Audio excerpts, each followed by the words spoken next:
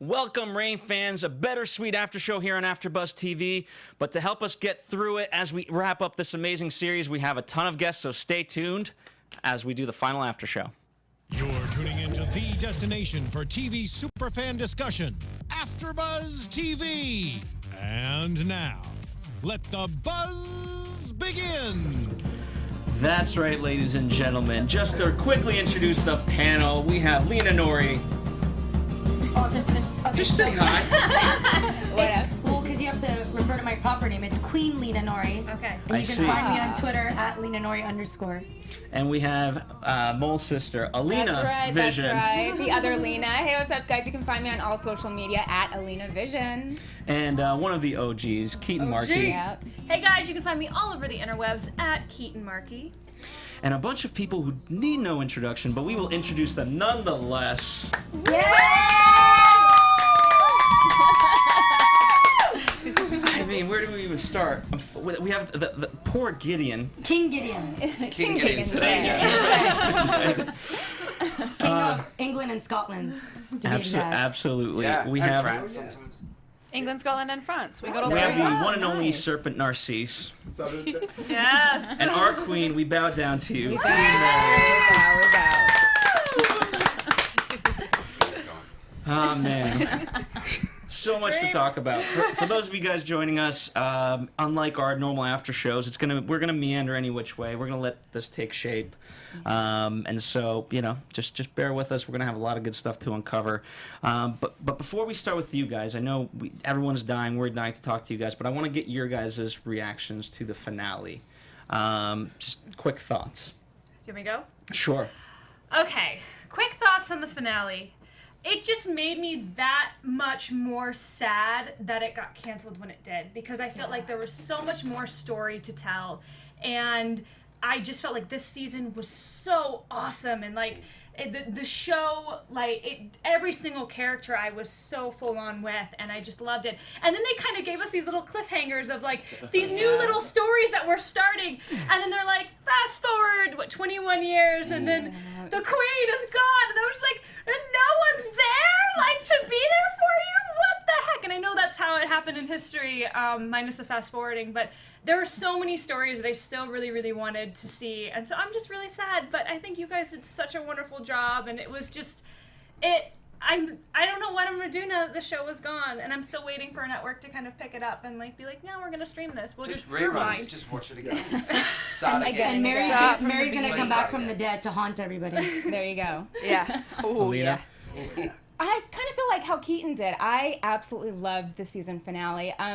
Now, after speaking to Drew Lindo, who was in here last week, we love Drew, and he told us about the whole story, how you guys actually had to film 2 alternate endings. So it made sense now seeing the ending that you guys, got the word of the cancellation, and I thought they did a really good job in tying up, especially Mary's story, because this whole series was about Mary's story, but I did love the opening endings in, France. So many. Netflix, Hulu, Amazon, I'm looking at you. You could pick this up, definitely. But I thought you guys did an amazing, amazing job, and I feel like her. I'm like, what am I going to do with my life? Go read history books, I guess. Go outside and play. I love that. Go and play. Climb trees. Turn the TV off. What's outside? There you go. Yeah. So for me, the season finale, without a doubt, was like the best moment for me. I've been on this after show now. I think this is the 5th episode. When they died? When that show ended, it was the best moment. No, Best moment of my life. I've been on this after show for 5 episodes, and every episode, everyone thinks I'm crazy because I was like, they need to bring Francis back. And especially when I found out the show was getting canceled on the episode when we had Drew, I said, as a viewer, as someone that I've lived a journey with love with you, and so many people have, millions of people struggle with love and happiness, and when that ending just came, and I commend you guys as actors, I commend the writers, that given such a terrible situation, I mean, you guys were virtually robbed of like a whole season. And Or even 2. I mean, you said it. No, yeah. And I mean, even I was talking to, we were talking about this earlier, even Bash, or Torrance. Torrance, yeah. He actually had tweeted that he felt that he wishes he at least would have been included in the season or not have just been a flashback. So the fact that you guys took such a terrible situation, at least come together, put such an incredible season finale, like, I honestly cried, and I'm being very honest. Maybe it's because I'm in a emotional place myself, but seeing you, given the fact that you're killed and you still get your happy ending, and seeing you just continue your love for Lola and you just being a badass that you are, Just die. bagging 2 queens. Who can bag 2 queens before they die? I just the season finale was what we needed. It was what viewers needed. I feel like that was the only way to make amends for the show getting canceled, is having an ending like that. I want to start with there because, you know, so much has been made about kind of shooting this alternate version, right? And I was shocked to see an interview with Lori, the showrunner, talking about that you guys had filmed that prior in the past season. And so can you speak to that? Because I thought that's what you guys would have shot as an alternate ending. No. We were always intending to end the show eventually with Mary's beheading and then do a flashback montage to her meeting Francis in the theoretical afterlife. So when Toby's character died, as he did in real life, we actually were always intending to have that be the end of the series, no matter what season we ended on. So we shot that before he completely wrapped up and went back to London. So we shot that at the end of midway through season 3. When I started, it was like episode midway 5, through season 3. Yeah, and that was actually his last day working on the show. It was us working on second unit out at a farm where we shot a lot of stuff doing that sort of like heaven montage stuff. So yeah, which worked really well. It That, did. like, I that, think it the works really chop and then beautiful. cut to that in the bed. really beautiful. Yeah. Right. Yeah, I Beautiful. mean, Yeah, it was I thought it was really beautiful, and you know, a lot of the fans have forever been really invested in like Frary and Frary being Endgame, and Mary Queen of Scots. Before she passed, she always remembered Francis as like her first love and her greatest love, and she wrote letters to that effect. So I think it was, you know, not only a beautiful way to wrap up the show for the fans, but also to like give homage to that relationship, both in the show and historically speaking. Like it was. So I still kind of wanted there to be a quick cut to other rooms where Conde's waiting. All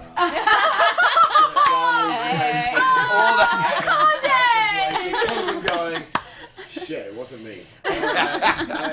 Toby got it. He was kind of a joking running for a question. field by themselves. And all of them just rushed to holding hands. No, they found other true loves. They thought I was the true love, but I wasn't because it was Francis, and they found other true loves. That's how. Or you go to Toby. Thanks, hon. Lovely to see you. I've just got to pop and see the other boys. And then I'll come back. Summer husband. Summer husband. Well, Ben, here's a question for you. Who, if when Queen Elizabeth dies, yeah. are you the one that she's having flashbacks? It's not a, Of course, I would have thought so. Okay. But there was also Dudley Definitely. as well, because I mean, in history, Dudley was Dudley's, the right. big one, but yeah. In our story. In our story, it was, You know what's funny? I've always said that Gideon was the pimp with the 2 queens, but Mary's really the one that's got all the good-looking guys just running after her. Yeah, I mean the crown helps. Everybody. The crown Elizabeth has a crown. really helps. Yeah, and she's got men running after her as Elizabeth well. had people. But she's not down for that married life, so I think she probably scares off any of the sort of more weak-hearted suitors. Whereas Mary's like, sure, why not? Roll up, take a number. It's, you're like Hugh Hefner, aren't you? You've got your entourage. yeah, and I always seem to hook up with them before the wedding, which is a bit shady. Well, you want to make sure you're getting the right goods. You gotta test out the You gotta test the goods. goods before you. Gotta give it a test Hello? drive before you commit to that, you know, year-long lease at this point. have 'Cause to, that's all she ever, right? that's all she ever seems to manage. Speaking of kind of all the things that historically happened with Mary, how much research did you do yourself when you got this role? And was it a continuous thing of constantly researching, or did you just kind of have like a serious study session before you started filming? Or I did a big study session before we started filming because, you know, everyone's a critic and I wasn't gonna make everybody happy with my portrayal of Mary Queen of Scots. So I just wanted to educate myself on her and then take a bit of what I learned and then utilize what the show gave me and sort of mush them together to give my own take, because, you know, you can try and adhere really faithfully to like a historical portrayal, or you can try and adhere really faithfully to the script. Neither way, you're going to piss people off. So I was like, I'm just going to take a bit of both and then see what comes out. And I guess if you guys can answer the question as well. I mean, you don't necessarily have a particular character that you're 100% pulling from, but just was there various bits and pieces of history that you borrowed from? Well, for me personally, like I started the show in the 3rd season, so I did research the era, but what was actually more beneficial, because I wasn't like a real historical character, but what was more beneficial was actually researching the show, like watching the tone of the show, and because it's got its own thing, the Tudors had that thing, and then Reign's got its sort of thing, and it's quite distinctive, and also interestingly finishing that and trying to audition for new stuff. All of a sudden, I'm trying to be a normal person on the streets of LA. I'm going, "Hello, how are you?" It's kind of, you've got to sort of break that out of your system as well. So, so for me, it was the show more so than history. Yeah, because I think when we had the freedom of not being real people, so they could kill us, but we could live, which was always a good thing. If you play a real person who's definitely going to die, you're screwed. Yeah. Well, you outlived everybody. Yeah, and but it is that thing of, because I hadn't seen the show when I got the job, and then very quickly went, Christ, I've got it. And it's about kind of, rather than discovering the historical, you're discovering the world of the play, the world of the show. So they gave me a zip drive of 22 episodes from the first season. And whoa! Yeah, and I had a week before we started shooting up, and I just started watching it. I thought it was going to be, forgive me, I went, CW show. No, it's all right. It's okay. It's going to be TV. And I started watching, going, oh yeah, it's young people being pretty and in love. People. And then the story hooks you in, and I'm sitting up in the hotel room every night going, just one more. Are you still watching? Yes. What hooked you? It probably was a couple of eps in, and just it's the first couple of eps we took a minute to like gain our momentum and like everyone's setting up the world, and I think that's with most shows. This is why I love stream shows, dump shows, because you can actually go through 3 episodes in an evening and then get to the hook. Well, they say it takes 3 episodes. Yeah. They say it's Because if you're going to start a new setting show, up, you need to setting give it at least 3 episodes. And then this suddenly it's a family drama. It's you guys. It happens to be a castle, but It's the Sopranos. dysfunctional. Yeah, it's Sopranos, or it's Adam's Family, or it's. I always ask for Jerry Springer. Jerry. Maybe Jerry Springer will pick up season 5. Somebody in the chat is asking you guys who would you say are, let me give them a shout out really quick. Not Done Abusing You is asking you guys, what do you think I recognize that hand. What do you think Catherine's heaven would be? Before we move on from that, would it be all her children? The Scotsman. Oh, the Scotsman. The Scotsman. The Scotsman. No, it'd Narcisse. be all of her children who are all beautifully behaved and not insane, doing everything she asks them to, and then buggering off to their own castles when she gets sick of them. Sounds good. Kind of. I wanted to ask you, since we have the opportunity to have both of you guys in the room, talking about the Frey relationship. Gideon is sort of the next relationship that's serious to Mary, and how did you guys actually approach that, and perhaps not even just acting wise, but knowing fan wise, like, ooh, how do we make this work where fans aren't? You can't think about it. You just have to just go for it, and then if it works, it works. And if it doesn't, it doesn't. I die early. No. That's kind of true. It sort of works. Like maybe. Did you both sign on as recurring roles when you got your roles, or were you like guest starring? For me, Yeah. Initially it's just sort of like, we'll just tread the water Okay. and see if it's going to work out. What was it for you? Yeah, it's you sign on for 3. Okay. And then they take up the option. Which gives you both that, you can go, oh, I hate this, I'm getting out of here. Or they can hate you, and then after the 3, you make the leap. But, Yeah. Which is kind of great for both angles, because you don't want to end up, doing 6 years of a show you hate. True. No. Yeah. So we have Spencer, who plays Charles, coming on in a few. Spencer! But from your perspective, because one of the big storylines, and we have to talk about that promiscuous scene with you and how that was. So we definitely will. Someone please, like... Hey now. Three's Which Company one? with a witch. What's that? The witch scene. Yeah. Yes. The witch scene. Menage a Look, trois. it's Dark magic. and this is this is not sucking up to the network. Also, everyone sort of talks about it being cancelled.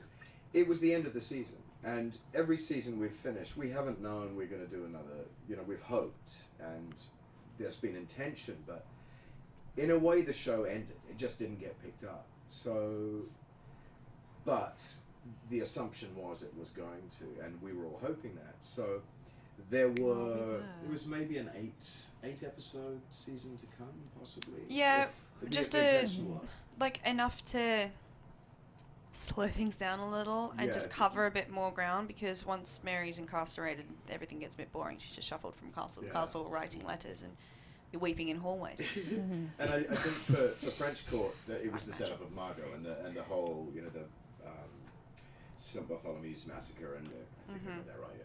So it was this wonderful actress who we saw right at the end, who's going to play Margot. She was set to come and join the show. And Richard Fleischman too. And Richard, who's fabulous. And and the witch scene, I don't quite get what it was, but I kind of think we were going to have an Antichrist. I think possibly it was going to be the demonic spawn of somehow in that. There is I'm gonna. Narcisse fathers the Antichrist Antichrist. coming back because he was sort of in that. Yeah, because there's the whole simulation, but there is a bit that was cut because we thought they'd just cut that scene out because it makes No sense. makes Like, sense. we were talking about what scene was that? What was the point of it? Yeah, but I got to do a threesome with a witch, and so it's fine. And but there was a little bit they cut out because they just realised they needed this to, from what we'd shot, they had to use this scene, and they were trying to find ways to kind of avoid it. But there is a little moment before I run off going, I'm going to be sick, which is he's got to harden up, that guy. But there is a moment where Megan's character Catherine goes, Narcisse, she's trying to get pregnant, and I go, ugh.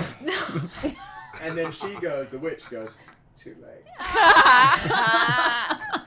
So Whoa! So there was the Antichrist had been born or had been conceived, and so I'm fascinated to know what they were going to do with that next season. But So happy Father's Day to you. Gave birth to a Exactly. demon. Happy Father's Day. Look who we have up Damien. there, guys. I have to. So guys, we do have Spencer via Skype. Hi there. Hey, mate. So Spencer, here in studio we have our full panel, 4 hosts, and you have Craig, Ben, Adelaide as well, joining us at the moment. Hi, Papa. Hi. How are you? I'm good. How are you, Eddie? I'm good. It's amazing how blue his eyes still look on like this sky. Like. How are you guys? Hey Spence, have you done some kind of Instagram sexy filter on that? Oh man, there must be, right? Yeah. It's definitely. How are you getting that No, it's lighting, just man? We spent hours saying that. Setting it up. So we were just kind of talking about French Court, but we can shift things more specifically to you and Henry, and that storyline. What was, I guess in terms of the resolution, Nicole, which I had predicted that she had, like, in order for this to work, she had to die. There was no other solution. She You had had to predicted go. it. Like, Yeah. you can always kill a husband. So I was like, well, why can't you kill a wife? Yeah, there's really no other way, right? Even Catherine said that. Yeah, there's like, she was the piece that was tearing them, Henry and Charles, apart. So Well, no she had offense. to go. No offense to Anne, who is lovely and stuff, but I mean Nicole Yes. really she had no title or anything, so it's like And what's she- one? She was just a spanner in the works. She played the game Yeah. well, but not well. Essentially. There was God that- bless her, but There was that thing of someone, had trying to- to play with the big had to guns. go. And it's like, It's you're true. still a kid. What was even better is the way Catherine announces that she's dead. She's like, that poor thing. Oh yeah. Kind-hearted. Zero. It was the fakest sympathy I've ever heard in my life, Yeah. and it was probably one of my favorite scenes besides the furry. one, So of course. good with that. Yeah. Spencer, what was kind of like your best memory on Rain? Like what was your favorite scene to shoot, or just kind of your best memory? Oh man, it's so cool because I feel like I got to do so many different different sides of Charles, you know. But I feel like I really liked like early season 4. That was fun, just going full like emo vampire. Yeah. Which was fun. But I don't know. It's great. It's honestly just like it's awesome just getting to like work with everyone from Megan to even like Toby in the early days to Addie and like everyone. It's just like a really cool to get to just like feed off of everyone and like learn Addie's from that, I blowing you guess. kisses, But, yeah. by the way. Yeah. He goes. Yeah, you've forgotten. He knows. You forgot 2 others. He knows. Spence, you've forgotten a couple of people there to talk about how amazing they were.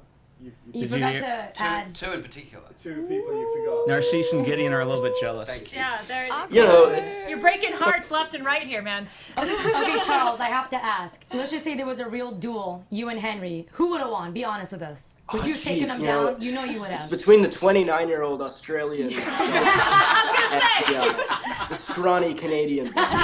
Listen, But but you I'm had a gonna sword say in your here, hand. You You had a know, I sword. got some fight, so Yeah. you know we'll have to bring Nick Slater in and like see what happens. I don't know. There you go. Let's do it. I want, you know, speaking to that point of early on in season 4, how do you balance that? Because we've always kind of, you know, wondered the question, and you guys have sort of dealt with the supernatural realm as well. You know, to what degree do you play it as real? Perhaps like there's maybe a bit of coincidence, but you know, because in your belief, you're like, oh, this is the supernatural.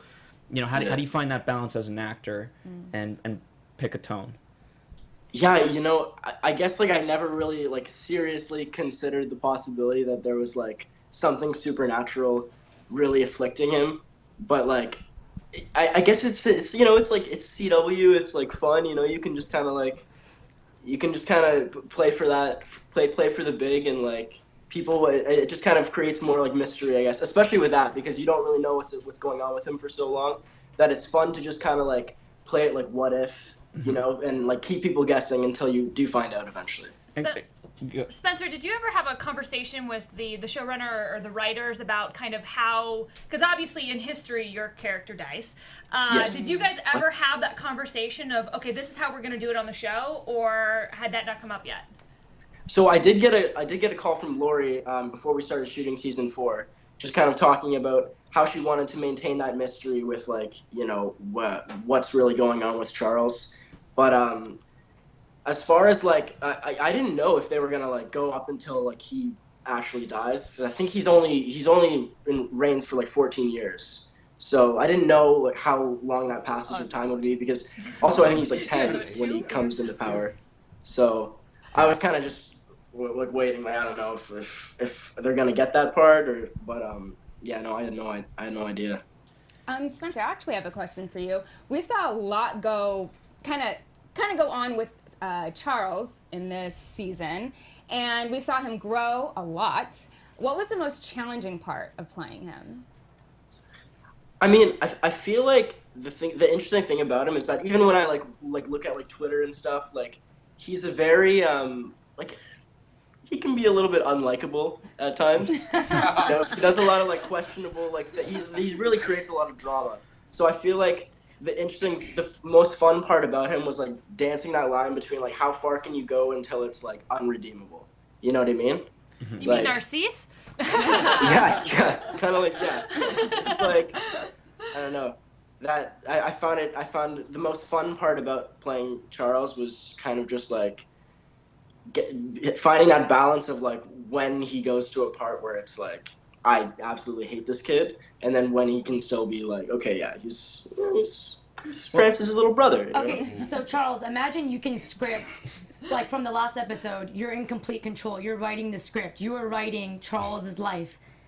What would you do? Like, where would your storyline go? Who would you be dating now? Would you kill off Narcisse? Would you kill off Narcisse for sleeping with your girl? Would you kill your brother? What would you do?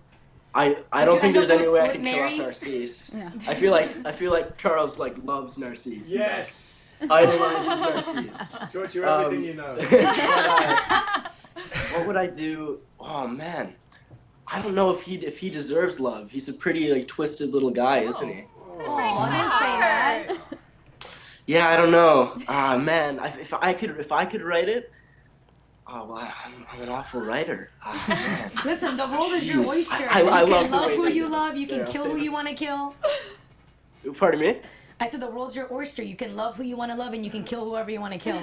Exactly. I mean, oh man, the possibilities are literally endless, except for the expiration date on him. Spencer, I do want to applaud you because, like, you were definitely toeing the line of, like, Joffrey status, like, where you're just like, die, I hate you, I never want you back again. But, like, you never went all the way, so props to you for not, I really wanted to. I really wanted to say, like, off with their heads at some point. Oh my god, we have a poster outside. It says off with your heads, see? There's one thing I could tweak in the finale, I would make myself say off with their heads. There you go. We have the perfect poster for you outside the door. And I left it. That's on me, Spence. I forgot about it. Sorry, Mum. Craig, since you're in the room as well, like that balance, because you're sort of the puppeteer as well for Charles throughout the whole season. Did you guys kind of talk about it a little bit in terms of how you guys approach it, or just interaction on set? I Spence is, as long as he's not mute him now.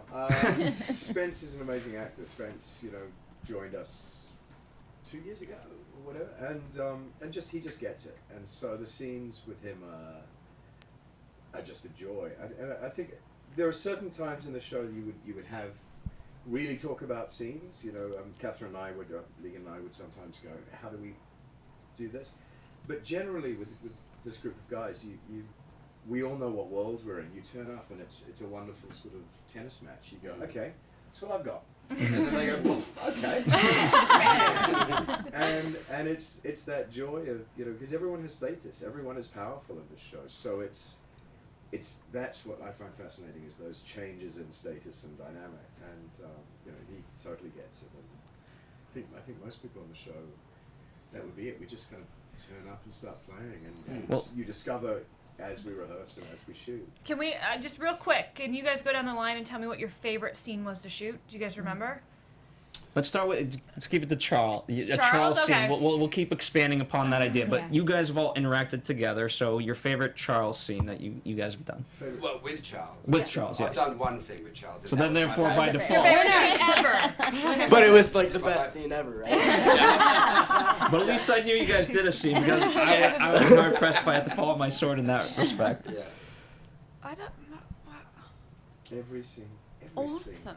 I'm trying to remember one specifically. Hey, Spence, we didn't really have a great deal together. I mean, there was the crossover before Francis died when you were brought back to court. But I feel like we were in a lot of group scenes together. We didn't really have any intimate scenes, did we? Yeah. Here's what I enjoyed about, to me, with Mary and Charles, what comes is when Mary's leaving for Scotland, and Charles has that moment of, I'll always have your back. Yeah. Now you can kind of look at it as a false promise. Right. It's like, where was the follow through on that, buddy? You're too busy going insane, eating squirrels in the forest. Yeah. Nicole was distracting me. Come on. Imagine if they had gone off script and you would have been betrothed to now Charles because Francis is dead. Well, at one point, awkward? Charles, you did offer. So awkward. Yeah. Yeah. Especially being like the 18-year-old like on the set, like, hi guys. Like, hello. Hi Addie. Living in the shadows of your older brother who she happens to love. It's like awkward. deeply and profoundly till death do us come back together Charles is again. in another one of those rooms waiting for you. Playing PlayStation. Awkward. Actually, no, he'd be playing the Game Boy that I gave him. It's actually, Addie, it wasn't a Game Boy, it was a 3DS. Oh.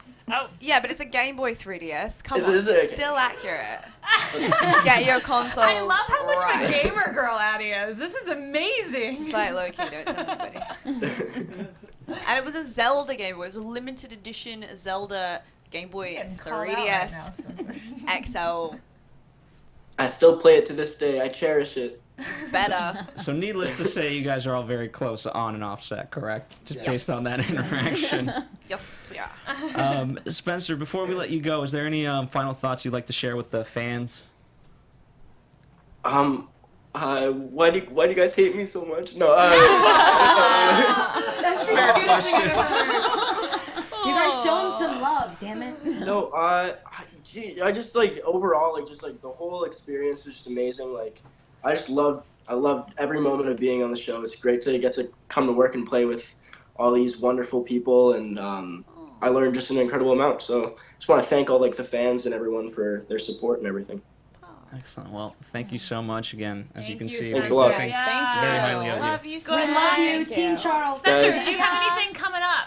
Anything that you want to shout out really quick that you might have coming up, or? I just like a short film I'm in just came out. I posted it on my Twitter. Sweet. Nice. Tell us. What's the name of it? You can't It's remember. called Reflection. It's by my Awesome. friend Jamie.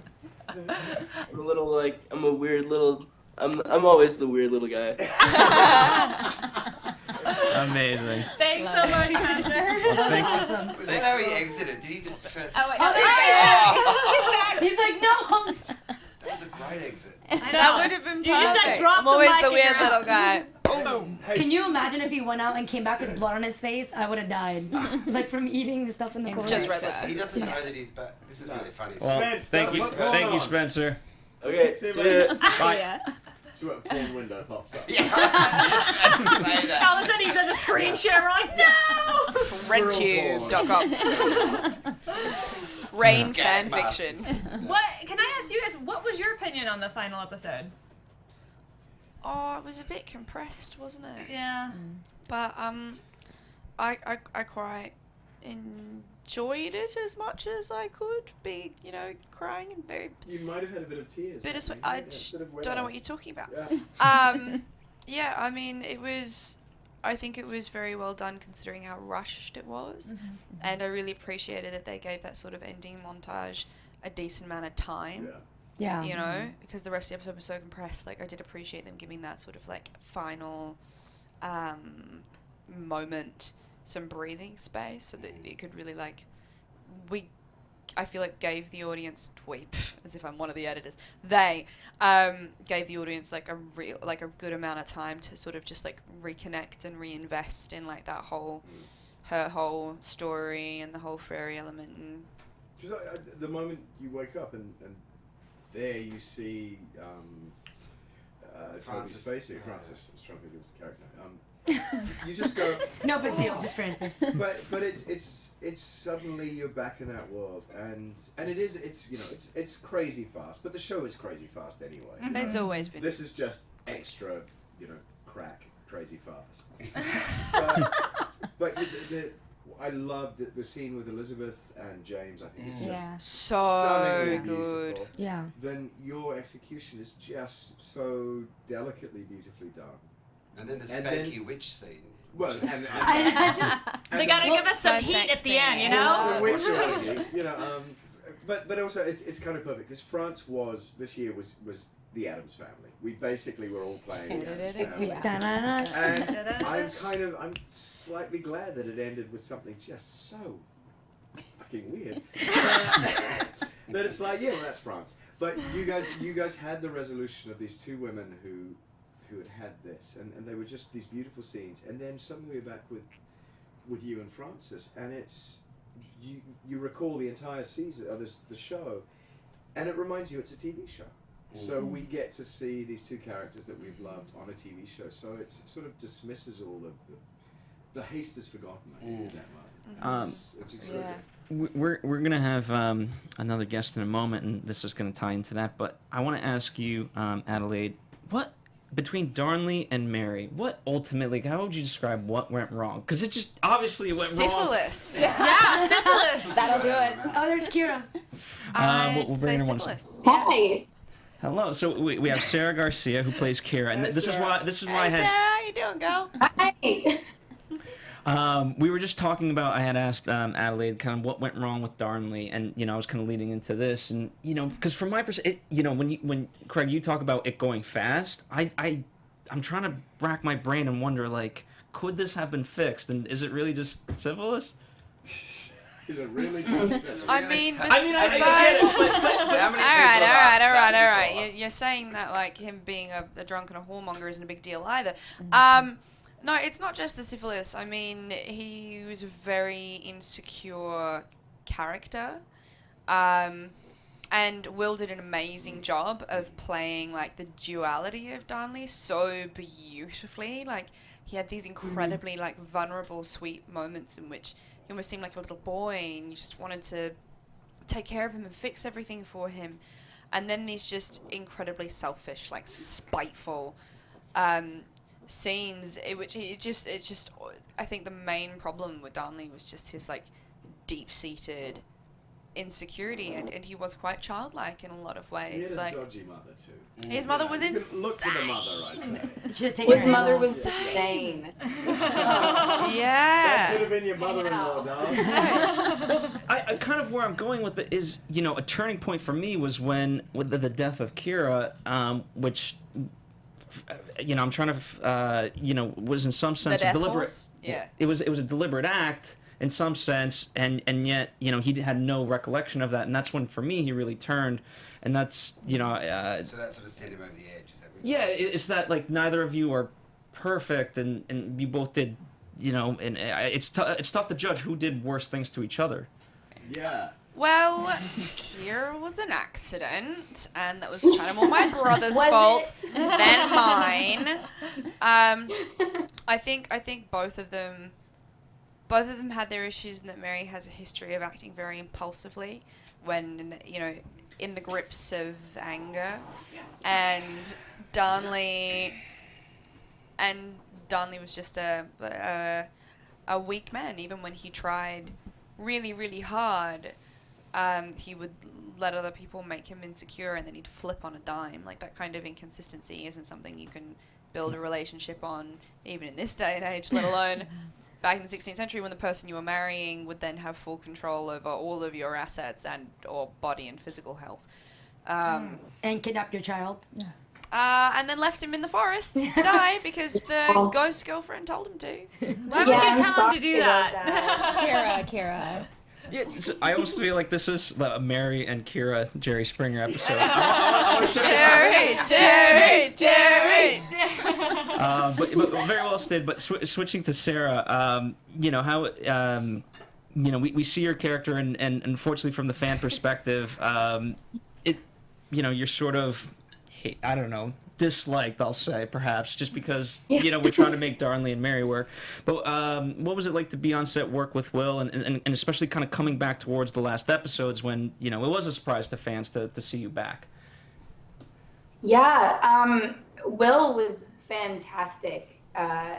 He's so gracious and humble and talented, so it was really easy to work with him. We had a lot of fun together, and it was also a surprise to me coming back on set. I wasn't expecting it, so that was a really nice sort of... No one expects syphilis. No one expects it, yeah. Wait, so He was didn't it syphilis get from it from her? you, did he? No, he did not get it from her. He didn't get it from her. Kira, did you give him the syphilis? No. No, it was Give all the me- put that on prostitutes. record. It is. Their love was pure.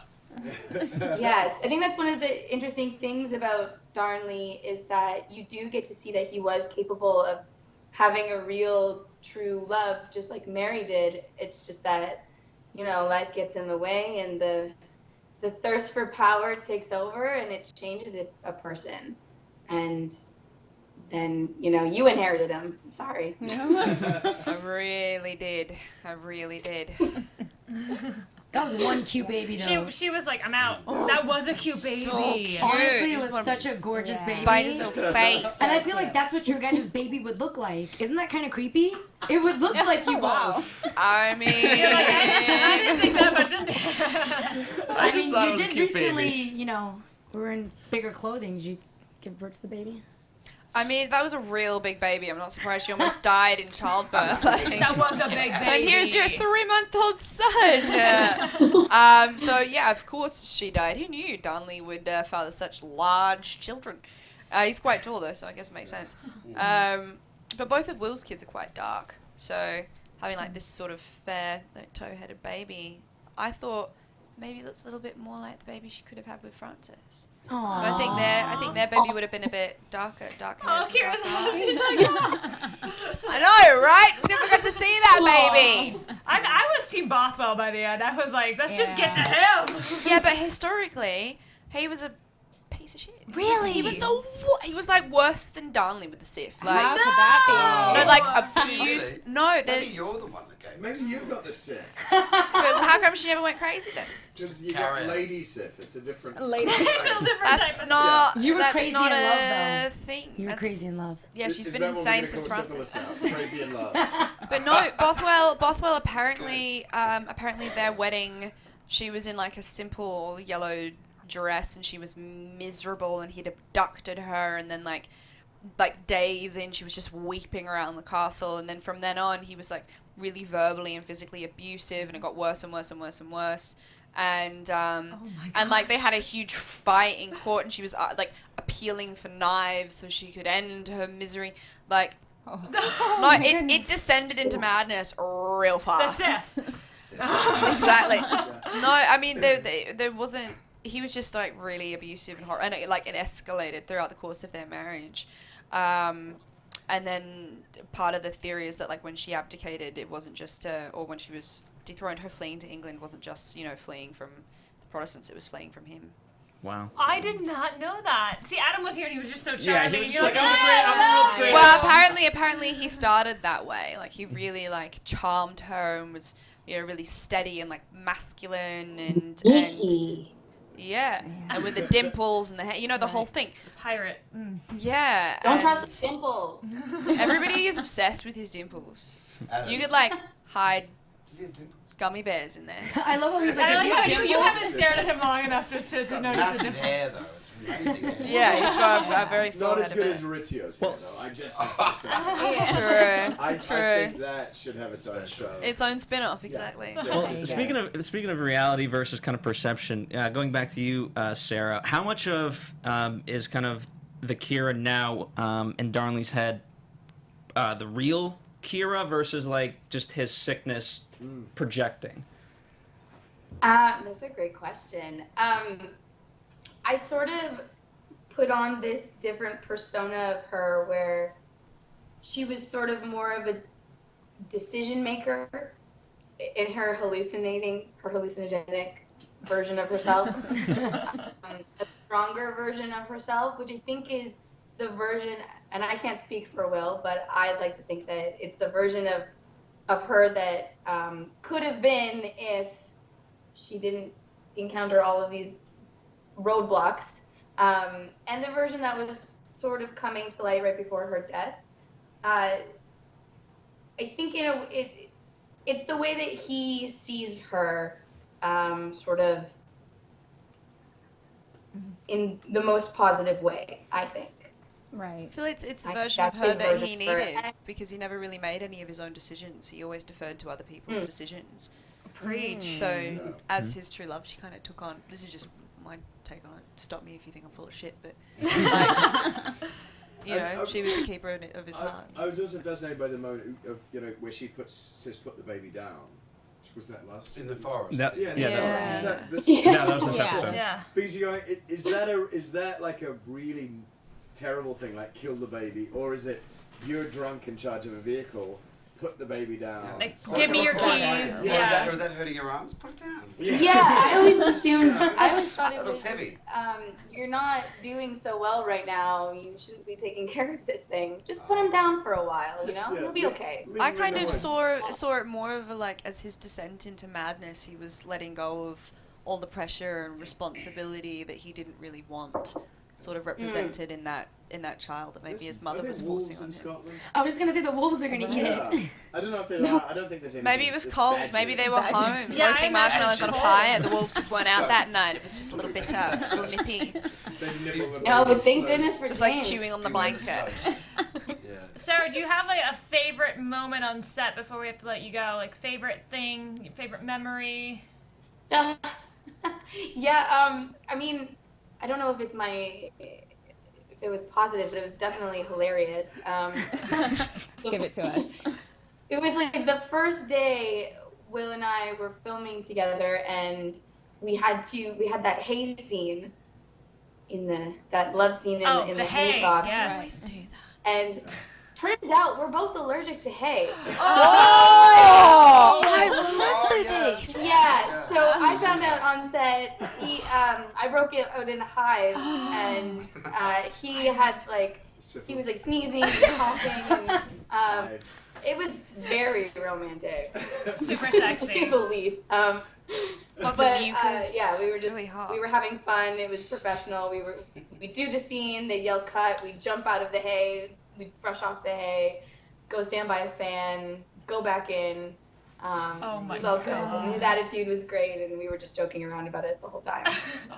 Well, do you have anything coming up that you want to kind of give it a little shout out to that we can see you in, or what's coming up? Yes, I'm actually going to be in a horror film airing on the Sci-Fi Network. So Congratulations. Congrats. thank you. But definitely we'll be tweeting and Instagramming it. So stay tuned. Where can we follow you on social media? Yeah, pardon me? Where can we follow you on social media? Oh, my Twitter handle is @I'm Sara Garcia, and my Instagram handle is Sara Alicia Garcia. Awesome. Well, thank you so much, Sarah, Yes, for joining us. thank you. Any final words to the fans of Rain from you?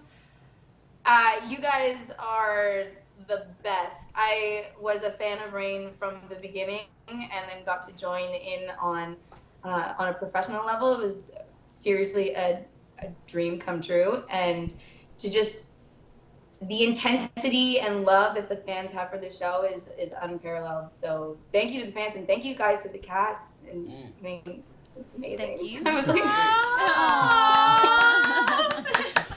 Well, thank you so I much. had the best time. Thank you so much. Thank Of you, course. Sarah. Thank Well, you. good luck in everything you're doing. We'll definitely keep following you, and hopefully see you soon in Sci-Fi. That's awesome.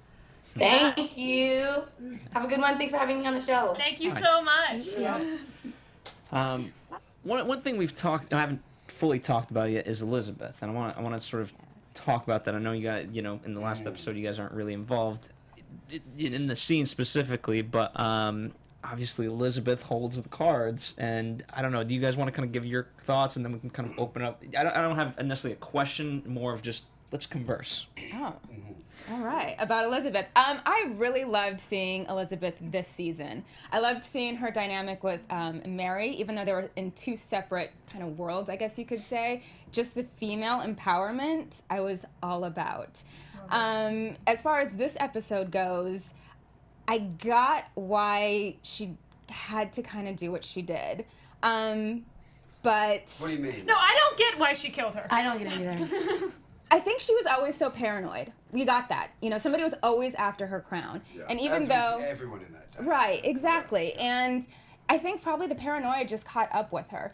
But she did say to James, we could end this, and then you could be the heir and become the one monarch that unites Scotland and England. Which, I know. I didn't want Mary to die, trust me. I just have a question for you guys. Was that letter a real thing that happened? It was sort of smushed together, but there was a bunch of letters that was sent, and that is the gist. Okay. Yeah. As soon as I said that, I was like, did this really happen? Did they agree Well, to this? a What? lot of random stuff did really happen. Yeah. No, A I lot know. of That's crazier why storylines. Don were Carlos, the sex accident, the sex horse. Yeah. It's Fantastic. based on a real thing.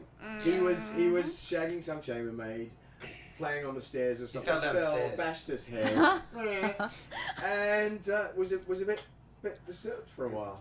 So we were going, this is ridiculous. They're just making up silly stories, but it's No, Legit the happened. craziest Yeah. stuff was true. But it's crazy because you basically gave up your throne to protect your son, and ultimately he's the one that sealed your death. I understand why you wanted to bring the two nations together, and then he didn't even come see you before your execution to at least explain. How does that feel? I know it's not you, but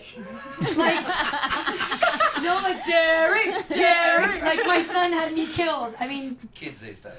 Well, Kids I those days. really hope that I have a better relationship with my children when I eventually have them, if I can have them. It's a bit shit of him, wasn't it? yeah. But I don't think Mary had ever. She hadn't Spoken. raised him. No, He exactly. was sent away. And Yeah, well, she was locked in Yeah. towers in England Yeah. because she fled. He could have come and explained it though, at least. This is what's going to unite both countries. you Yeah. need your own Jerry The thing I Springer. know. I swear. The thing is, I feel like Mary would have understood, because her whole thing was Scotland first and the dream of uniting Scotland and England, preferably beneath her rule, but even under her child, like ultimately at the end of the day, she may be the one who lost her head, but she won. It was her son, it was her lineage that then continued to unite Scotland and England for the first time ever, and that lineage continued for a very long time, and it was her lineage.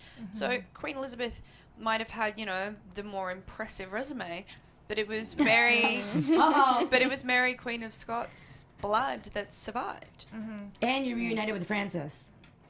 Yeah, and I mean, in the choice between like staying locked away in mouldy old castles as Elizabeth slowly stole all of her jewelry and furs from move to move, which actually happened, or going into the afterlife and being with her one and only Francis, I think she would have picked Francis. I agree. I think given a choice. Did Mary get a royal death? Did she get with the sword, or was it Oh, with no, the no, axe? no. They hacked her head off with an axe, and it took them No! 4 tries to get it off. She was also dressed in red. They picked up her head, but she was wearing a wig, so her head fell out and sort of went rolling. And she had her little dog underneath her skirts, and her little dog like wet himself and was panicked and didn't want to leave. It was a very undignified death for a queen. Very undignified in reality. So And I've been forever like mortified. Oh my god! Yeah, picked up her head and it just went. So speaking of Elizabeth versus Mary, Gideon, which one would you say was your better love story? Honestly, this is your honest opinion between Gideon, what do you think? Mary and Elizabeth. Mary. I don't know. Like, I mean, she obviously had the love for Francis that was always underlying. I think we discussed that when we were doing it. We did, It was yeah. it's not. It's a love of sorts, but it's not like a. Well, love. every love is different. Yeah. Every love is different. But then with what happened with Elizabeth, even though in reality I think Dudley was the one that was really with Elizabeth, but in our show, Rachel and I we just had a connection when we were, the two characters, we just had so much fun, and I think that sort of showed, so, and because it was the last season that I shot, it just seemed bigger for me at the moment. But yeah, they were both kind of equal, like they're both queens. He's done very well for himself. Very smart answer. Yeah. Well, I appreciated that the writers, in terms of, forgive me, I forget the daughter's name, but tying that in and being able to use that as a catalyst to enact change within Elizabeth, right? To say like, hey, Mary's a good queen too. Yeah. I really appreciate that sentiment. Yeah, Narcisse, why'd you have to kill off Gideon? Yeah. But I think that was because of their love. Kill something I love, I'll kill something you love. Yeah, and there was a scene a few episodes before which I did laugh when I saw it because it was terrible hammy acting for me. But Gideon is talking about and me, both of us. The great danger is talking basically down when there Ben and I are in scenes together, it's like, oh, this is dangerous because we're just starting.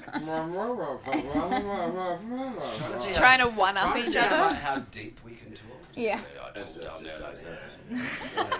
just sounds like a grumbling match. And we have this dream of getting Jonathan, who plays John Like- Knox. John Oh, Knox. Oh Yes. god! Why did he not get Deep. killed? He should have been killed. Oh, he's so good. Slash, he should have had a limp walking into Exactly. court because he just got. And a slightly a higher fast voice. And a smooth cheek.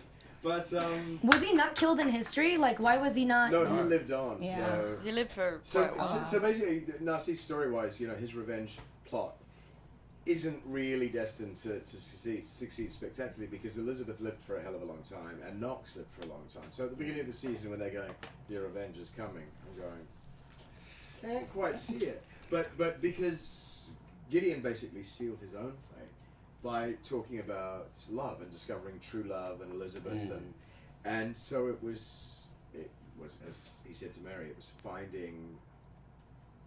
hurting her in a way that would really hurt her, not it was destroying someone Hurting that her she in a loved. way that she'd have to live with. She'd have to for the live rest of her with life. and grieve over for the rest of her life. So that's why she put all the makeup on and the big frill.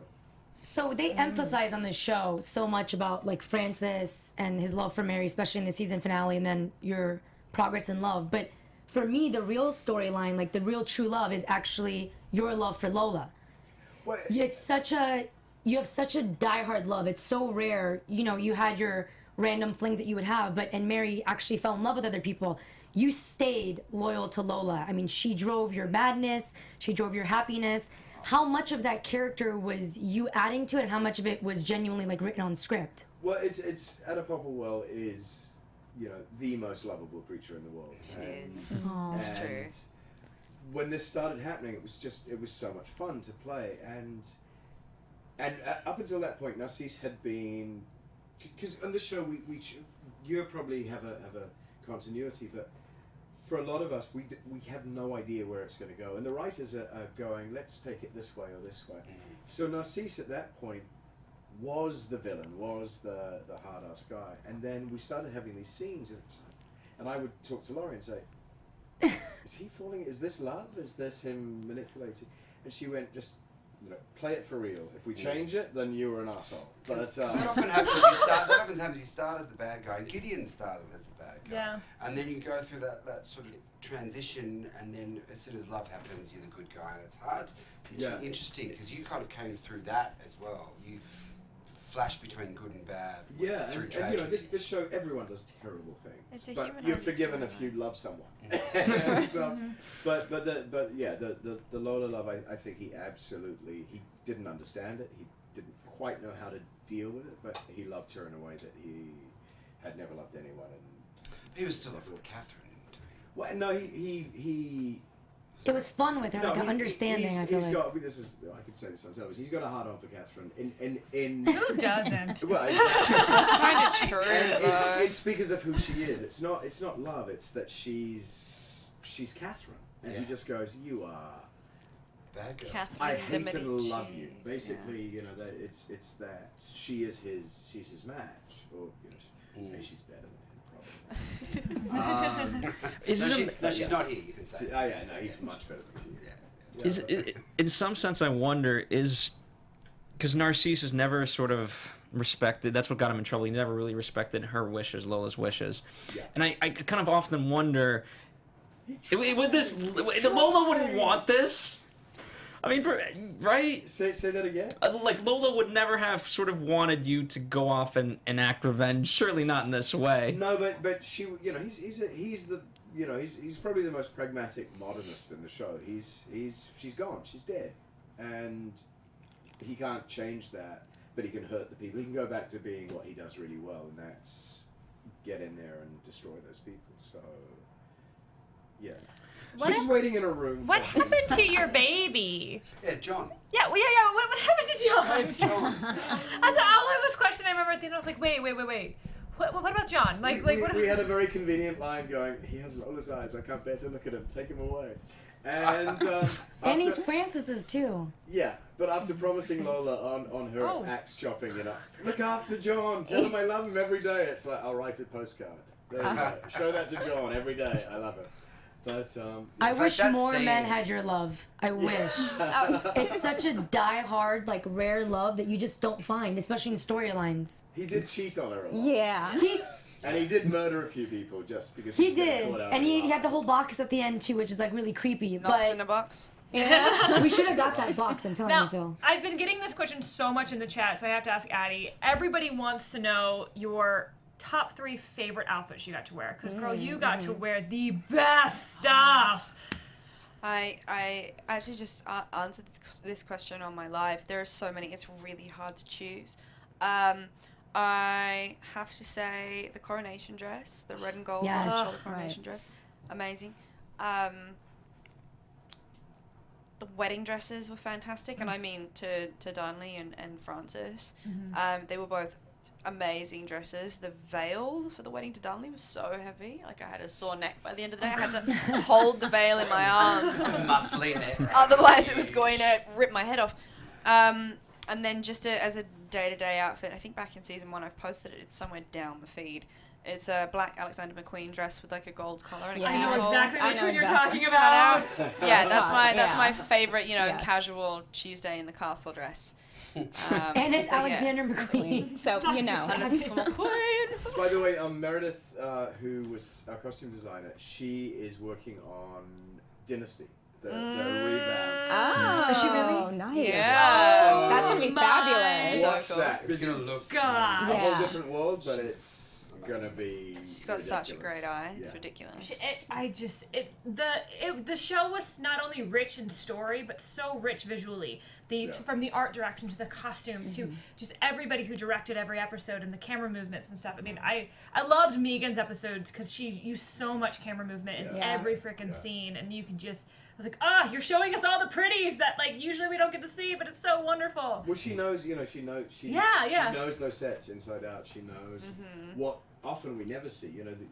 These guys will arrive and have a scene, and you'll see that much, but there'll be something so incredible that you never see on the floor, with these incredibly detailed ceilings and moldings, and then just like certain bits of kind of enameling or insert work on like a table, like.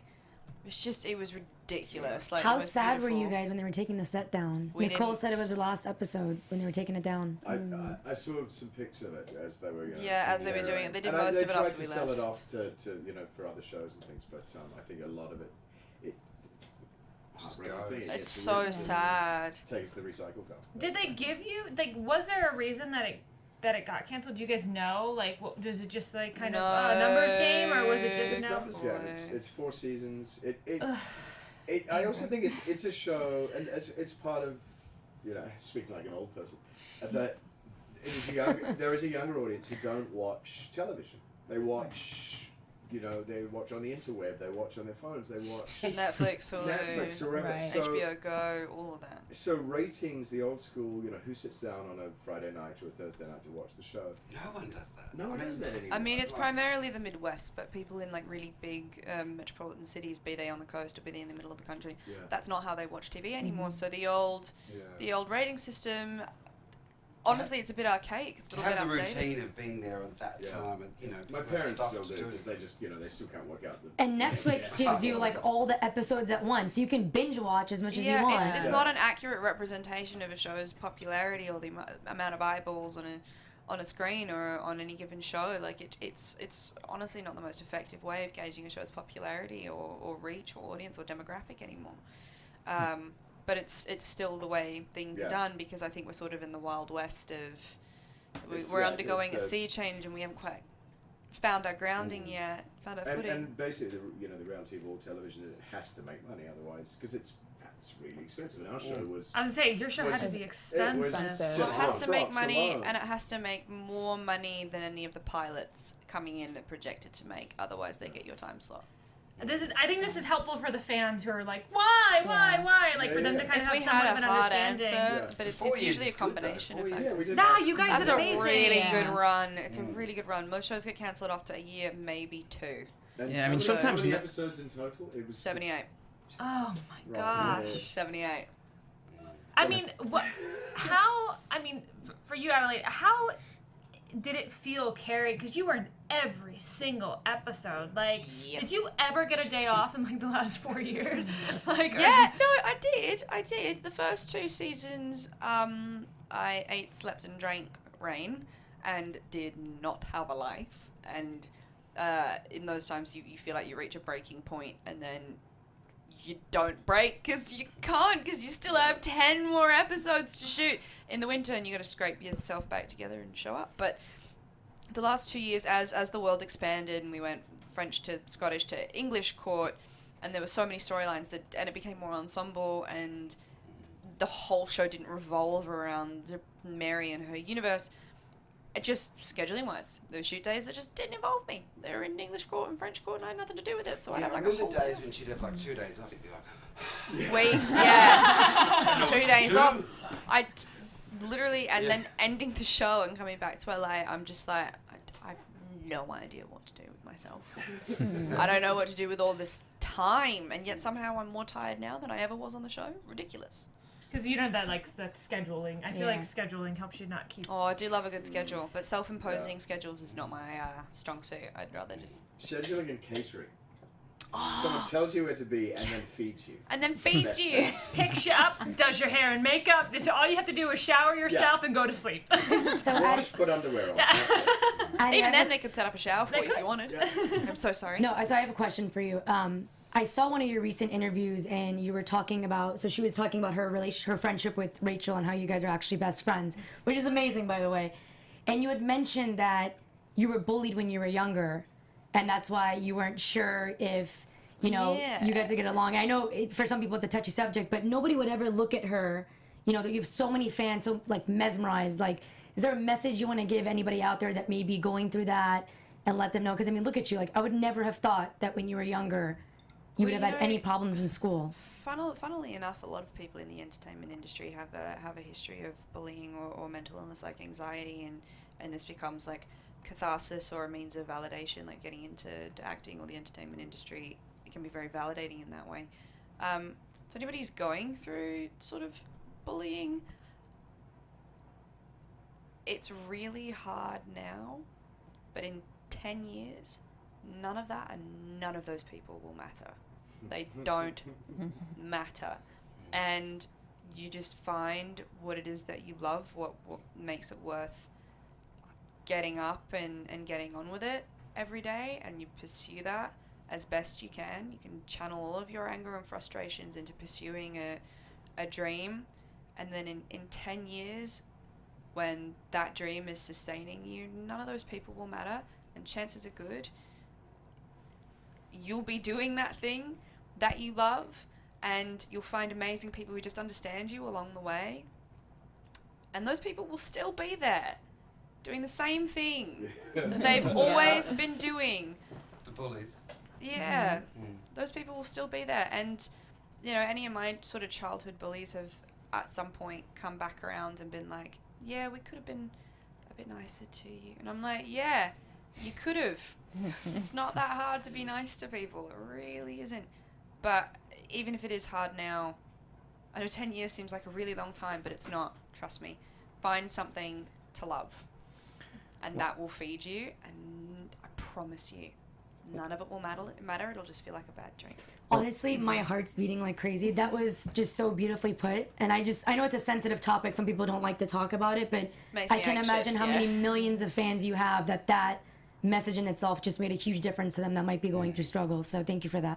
Yeah, it's hard to find people who understand you. Like, you know, there are 8 billion people on the planet, and maybe in your hometown there isn't someone who just like gets you and sees you and thinks that you're awesome, which is why traveling is so fantastic, and like meeting new people is so cool, and like I think most importantly investing in people who invest in you. If you're constantly chasing someone to hang out or spend time with them and they're not reciprocating, then you don't need them, because there will be someone else who will want to hang out with you as much as you want to hang out with them, and who might not necessarily like all the same things, but who can like expand your world and you can expand theirs, and they'll love you as much as you love them. And the other people who don't reciprocate your love, you don't need them, because there are 8 billion other people that you can be friends with and who will like feed your heart and soul and inspire you to be a better person, and you'll do the same for them. Well, off of that sentiment, in terms of, you know, a singular, it could be multiple traits. Like if there's anything for guys and girls, what would a strength you want people to kind of take away from Mary? You know, if they could kind of be gifted that strength, if you will.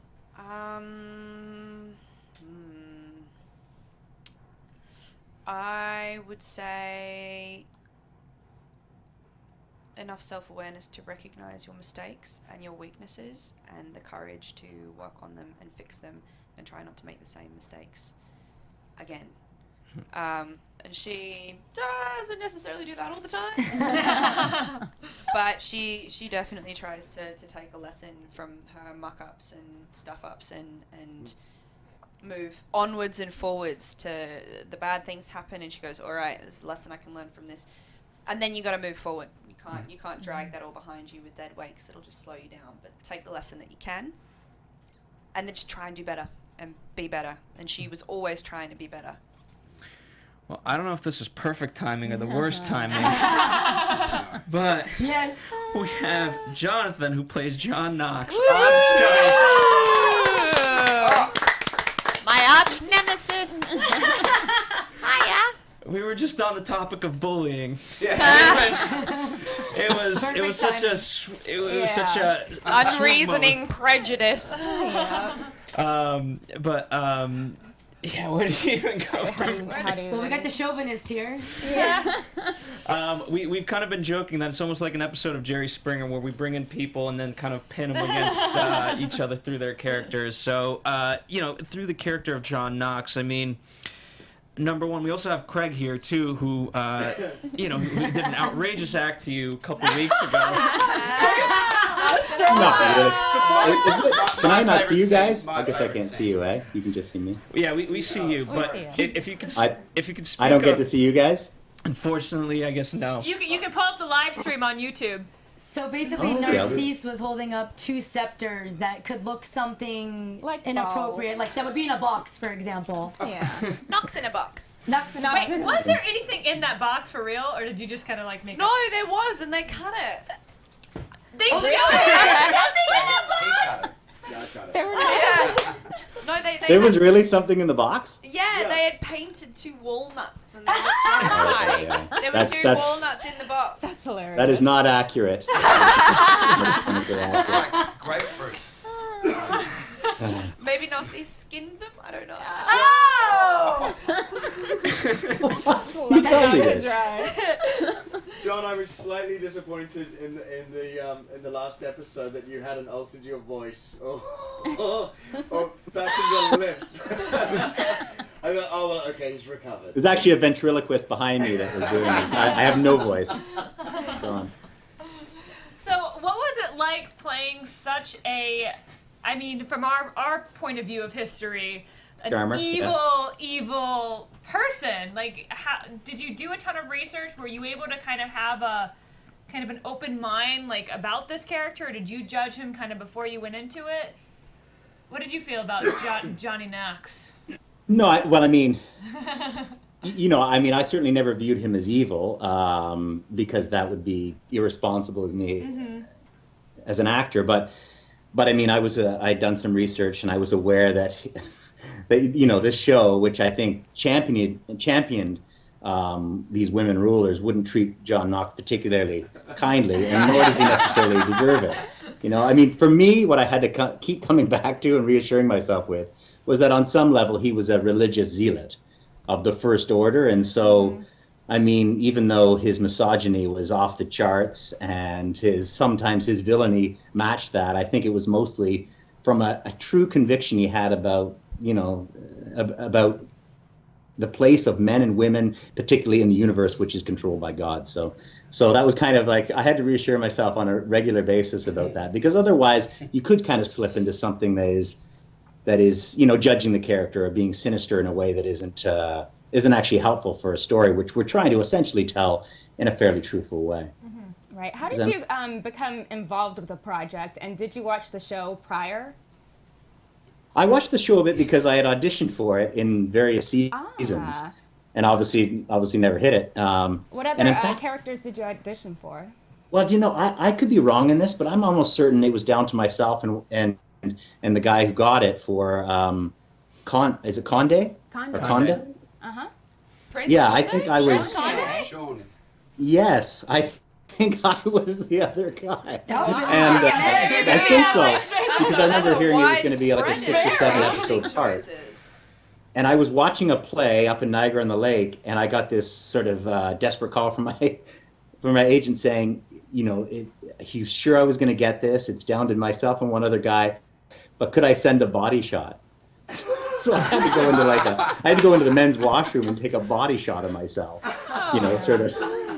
And then I didn't get the part, so I don't know what that says. Now that I think of it, I remember that they were looking to cast older initially. Really? With Conde. We did expect to get someone Yeah. in sort of in their mid-30s Slightly to older, early just slightly. 40s. Early 40s, yeah. And this would have been when I was probably remember 44 that. when I was auditioning for that. I remember that actually. That's funny. Yeah, When they so, chose Sean, we were like, oh, he's so young.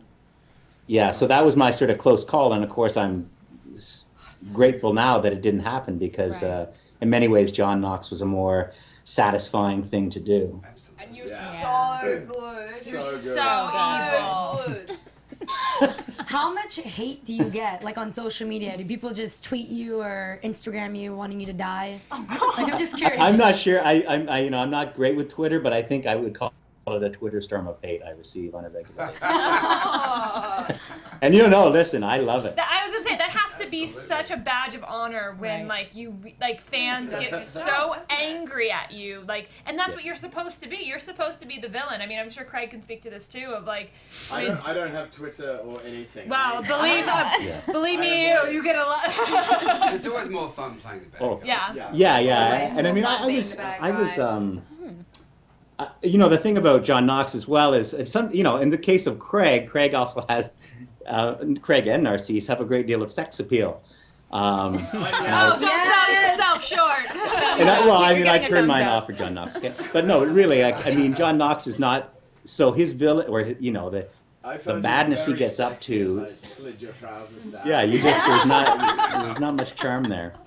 It was really important for me the moment where, even though in many ways it still creeped people out, but the moment where we actually get to see him, a little bit of love in him when he realizes his wife has had an affair on him, and I thought was really important. That was like a touchstone for me, because at least you realized he's capable of human emotion, but again, it's all through this lens of religious zealotry, and he ends up casting his wife away because that's another story I felt like was so unfortunately was cut short, that because I was loving that storyline. I was hoping that maybe next season she'll come back, or Bash will find her doing some crazy thing in the forest, and she'll I had a feeling there was a way she was gonna come back, but she was a wonderful actress too. She was wonderful. Fantastic. She was great. She was wonderful, and and that was a great storyline. And James, I think it was also great that James was sort of in a moral conundrum with what he was asked to do and trying to do, and our friendship, James and I, which is, it was a tenuous friendship, but it was no longer,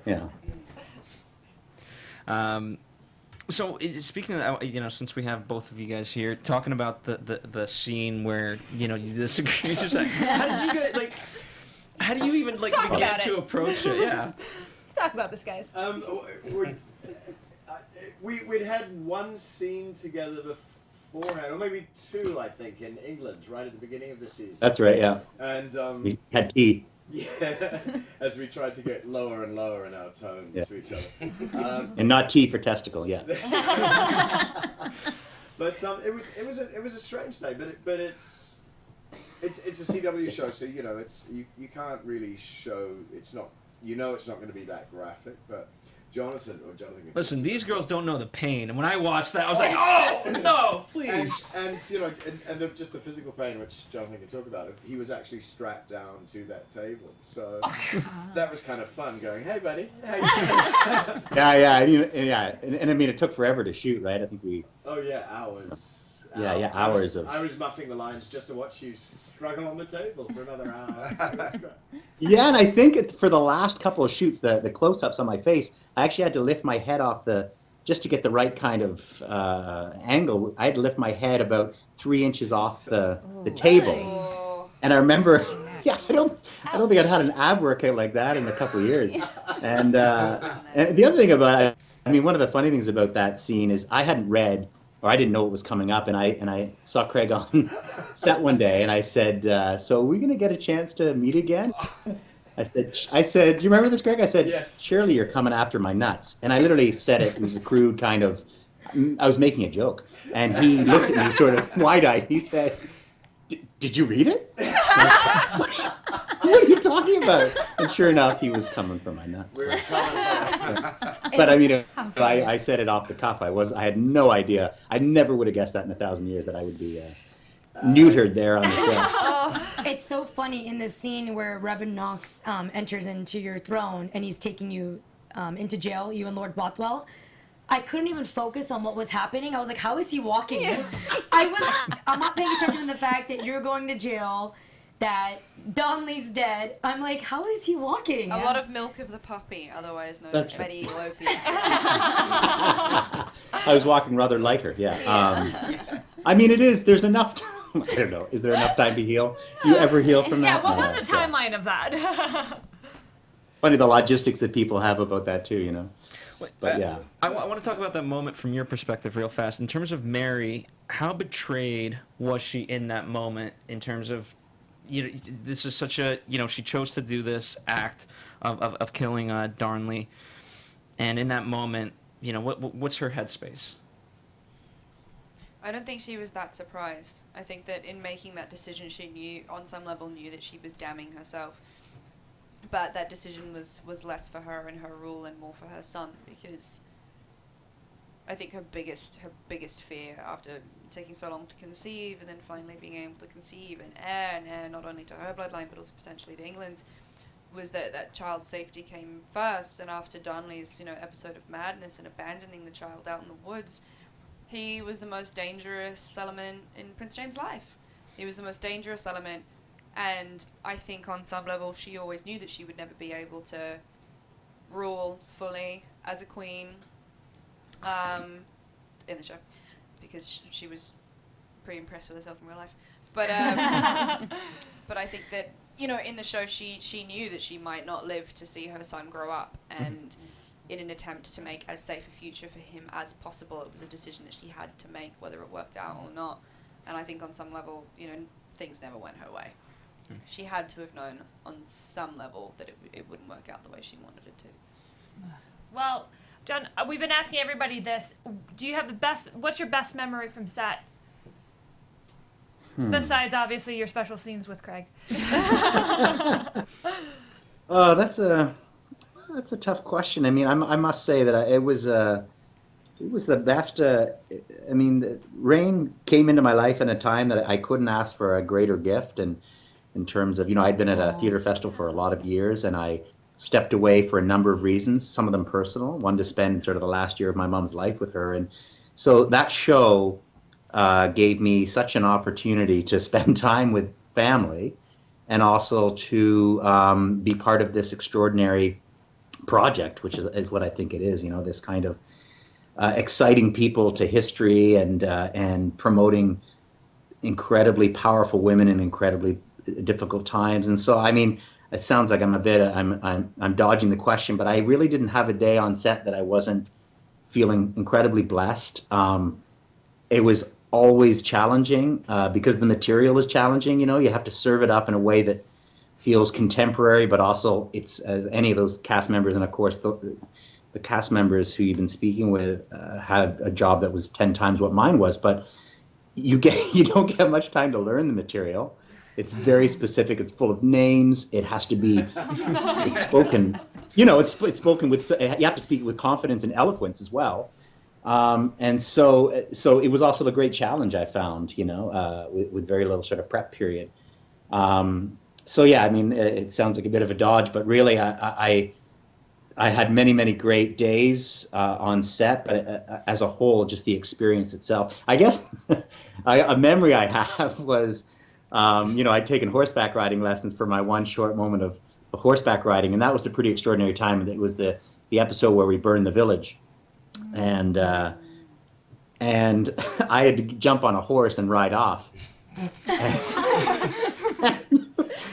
the first time, or the time that we had the actual take that I got, I jumped on the horse and somehow put the wrong foot in the stirrup and almost landed on backwards, and then somehow did almost like one of those gymnastics moves around and landed on the horse and landed on right. But I mean, it was such a miracle, and I mean, I wish in some ways John Knox had jumped up on the horse and landed on backwards. Like Legolas style. But I'll never quite forget that. And the entire horse crew, all those guys who are cowboys came out, and they were literally peeing themselves because they'd never seen someone. And then the look of panic on my face when I realized I was going to land on a horse backwards in the one take we had.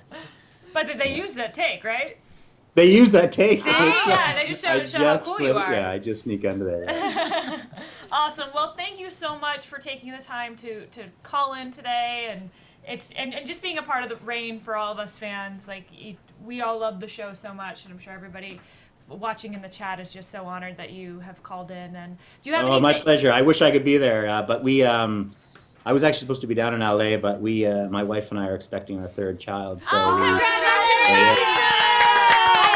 Father's Day. Happy Father's Day. Thank you. Yeah, it's crazy. Yeah, it's an incredible thing. But so of course I have to be nearby. But I do want to say, I mean, I wish I could see my fellow cast there, but I loved working with you guys. It was an honor, and I watch your work every week, and I think it's exceptional. I think it's exceptional, and I also think the fans of Reign. I don't hope I don't get spoiled by that experience if I ever get another series. But the fans of Reign are like, they're bomb-proof. They're amazing. Yeah. So.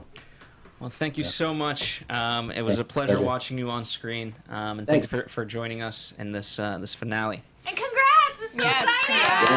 Yeah, luck. crazy. But. Tell your wife good luck with the pregnancy and with everything. Thanks. So. Good luck getting some sleep. Thank you. Almost perfect Bye. timing with the kid. So it's almost about that time where we got to start wrapping up. I mean, we still have a few minutes, but I want to utilize them to the best that we have. And so I kind of want to, we've seen a lot of letters being written, whether it's Torrance, whether it's Rachel, I got 'em. and we'll read those. But from your perspective, like, what would you love to share about the experience of Reign? What would you like to say to the fans while you have this opportunity? And we can go down. Me? Yeah, sure. We'll start with you, Ben. About what the experience of Reign was for me. Well, I know we keep saying it, but the group, the cast, and the crew particularly were just amazing. Well, the fact that we're still hanging out together is kind of weird because that doesn't really happen in most shows. Right. And then also obviously the connection to the history of it and everything, but also just I remember just doing a scene with Addie actually, and it was just like a 30-second scene of the two of us with the Agatha, and they've just decided to set it in a fair and have two camels, and a lemur, like a boa constrictor python thing, and just like 200 extras and jugglers and freaks, and just amazing, and just for us to have a little chat and just walk through, and there were like 5 cameras, and that just because they could. Yeah, that kind of experience is kind of, I'll never forget that. So that was amazing for me, and the people, and Thank you. I think,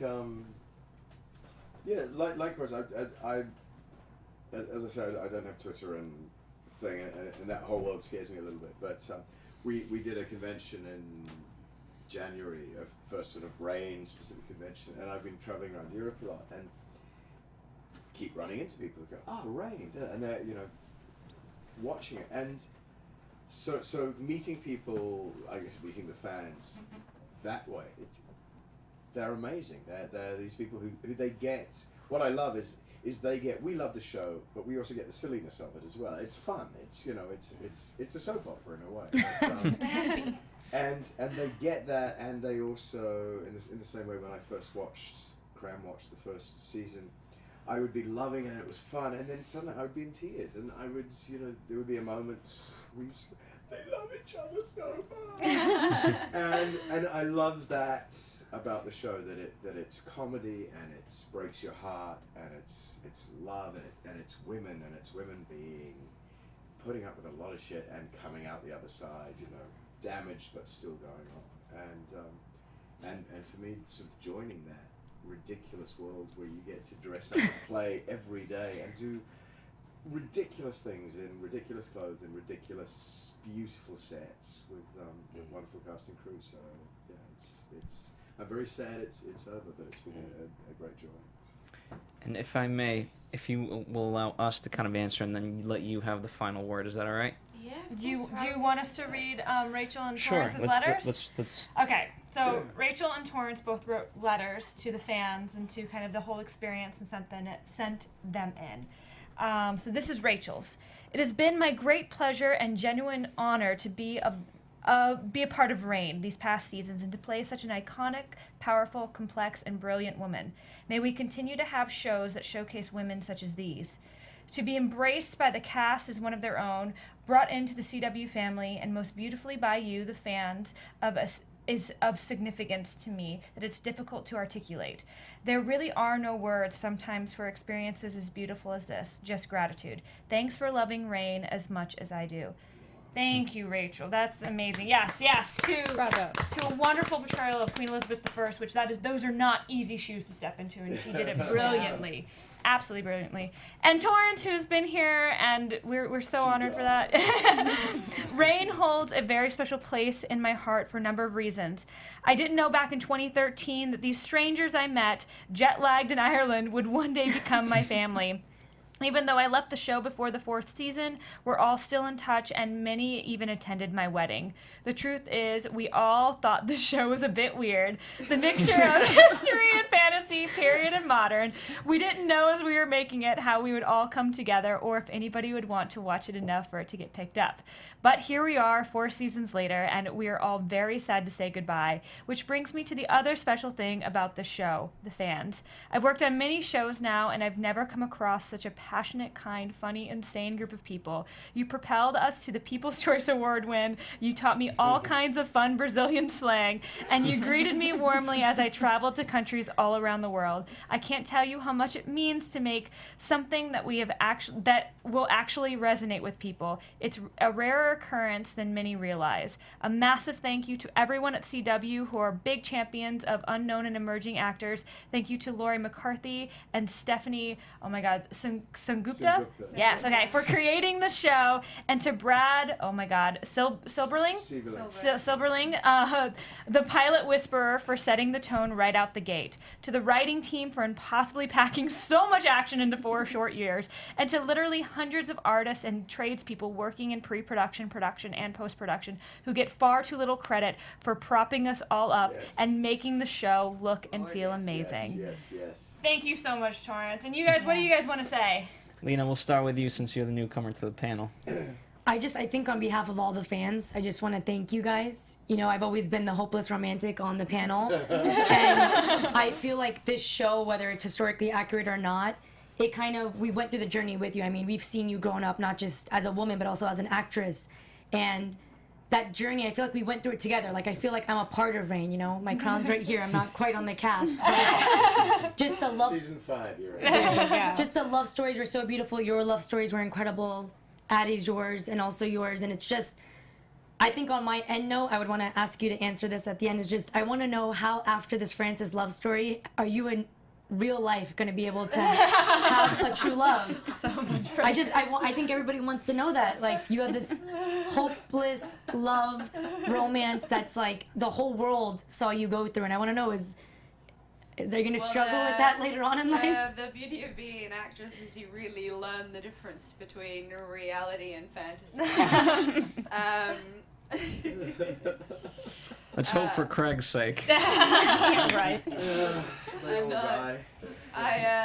I sincerely hope that one day I will find a love that is both as beautiful as Frary and better. That's both that and more. That's a good answer. You'll get it. Alina?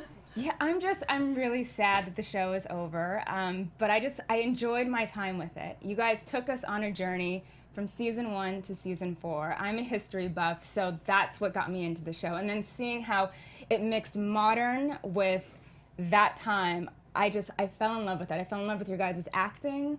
I fell in love with the fans. The fans are amazing. I have not seen fans like this really for any other show, especially of this genre. And I really enjoyed the show. I think you guys did a phenomenal job. The writers did. Everyone on that crew was just amazing.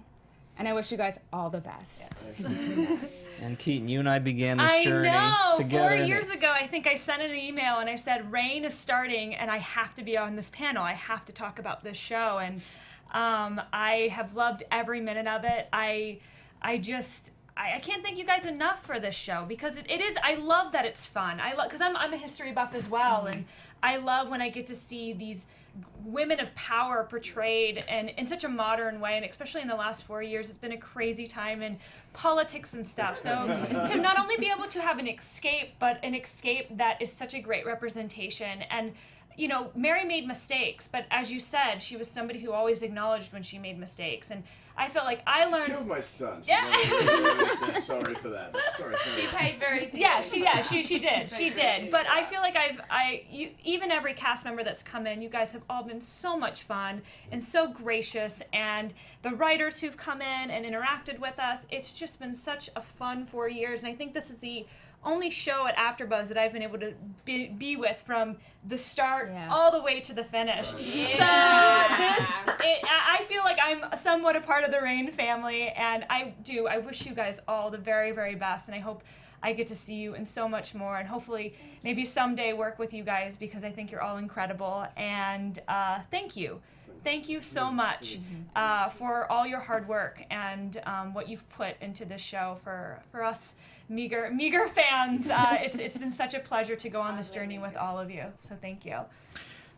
Usually I prepare speeches. These guys. I know you do. He does usually prepare speeches. But there was nothing that I could have come up with that would have prepared where we went with this. And so, I can say, number one to the fans, never in my wildest dreams did I expect, I knew fans loved you guys, but the fact that they sent us books, t-shirts they made for us. And so, it's been an incredible gift to talk about the show week in, week out with these guys, but then to see the fans actually care about the show so much that they actually, took what we did and appreciated it in such a way, and then you guys sort of came on board to come and talk about it with us back even season 1, where it was the early stages of AfterBuzz, and we were kind of getting off our feet and so forth, and everyone's just always so generous, and even though we didn't get you guys until now, everyone always spoke very highly of you.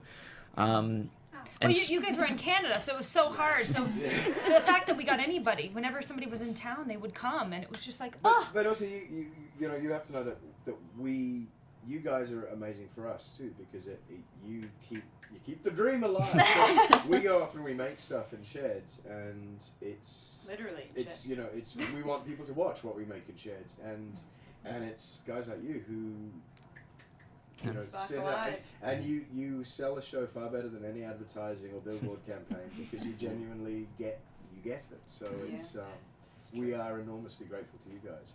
Well, without any hyperbole, whatever you guys have in the future, let AfterBuzz be home to you guys. Yeah, you're always welcome. And so, without further ado, our queen. Oh God, so much pressure. Just hide behind them.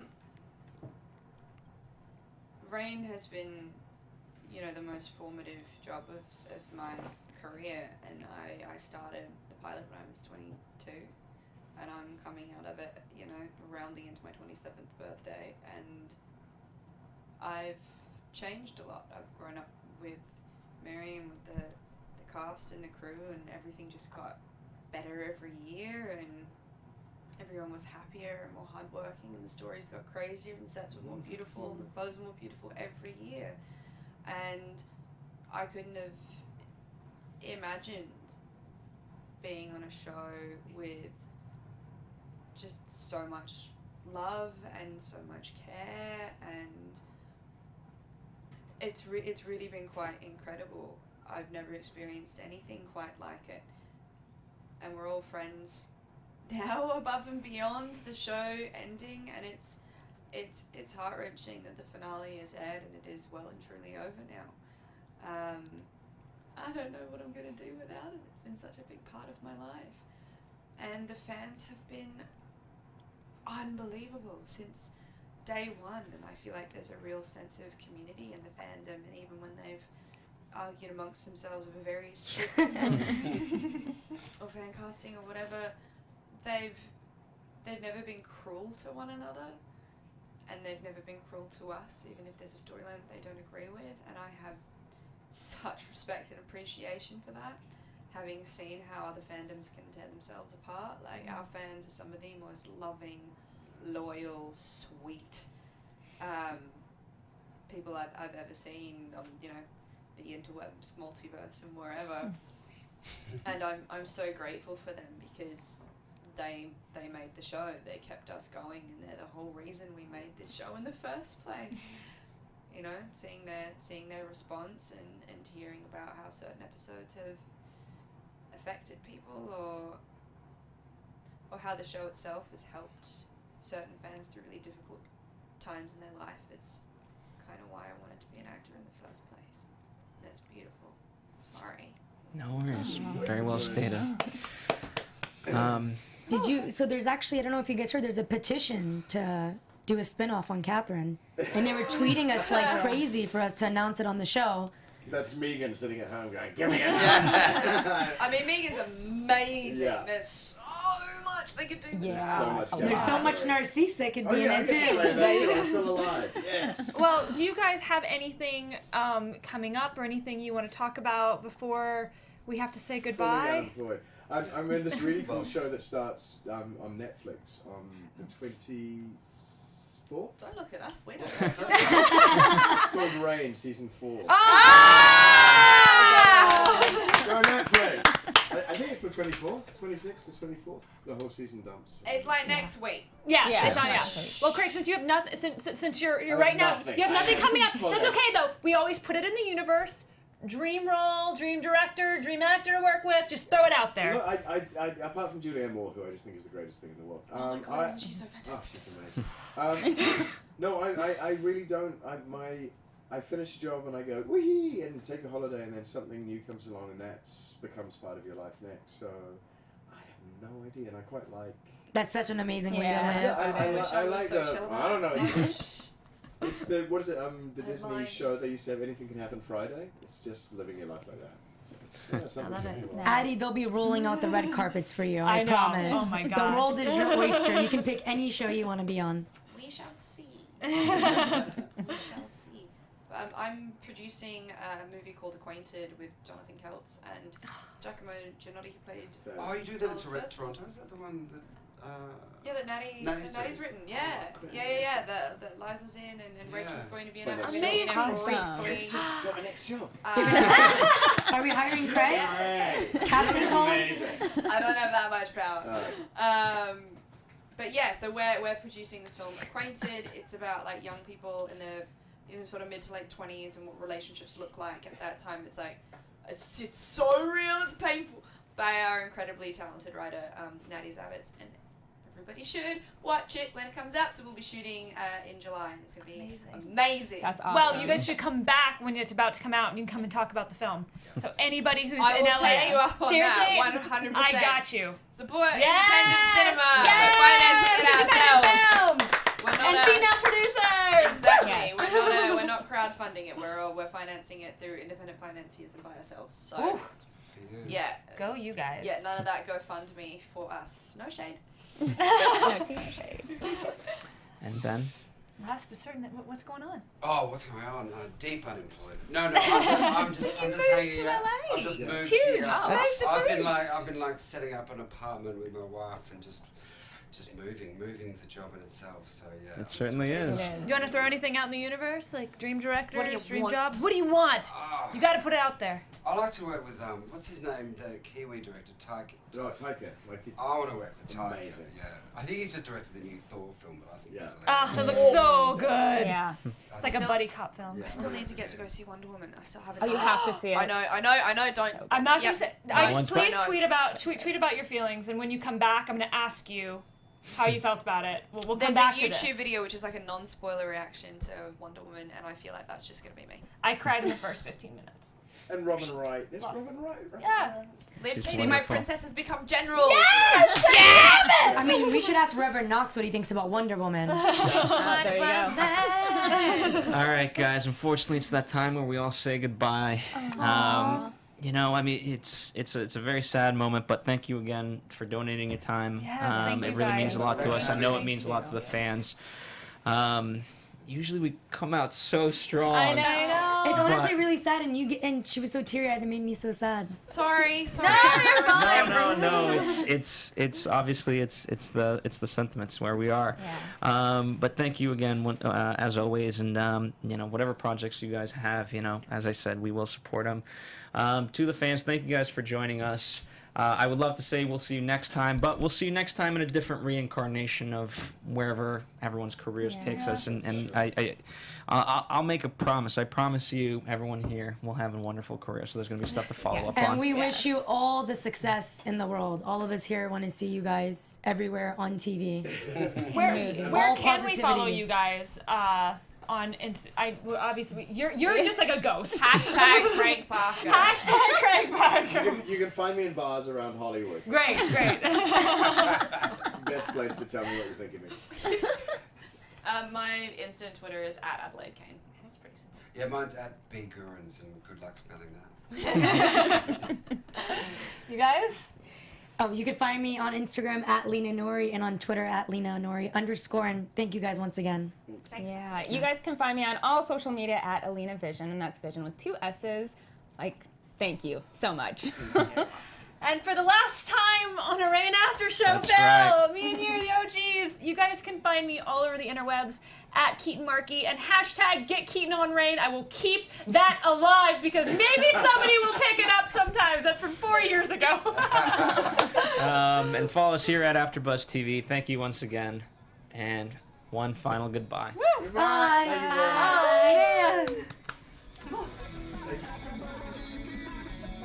From executive producers Maria Menounos, Kevin Undergaro, Phil Svitek, and the entire AfterBuzz TV staff, we would like to thank you for listening to the AfterBuzz TV network. To watch or listen to other after shows and post comments or questions, be sure to visit AfterBuzzTV.com. I'm Sir Richard Wentworth, and this has been a presentation of AfterBuzz TV. All the men. The views expressed herein are those of the hosts only and do not necessarily reflect the views of AfterBuzz TV or its owners or principals.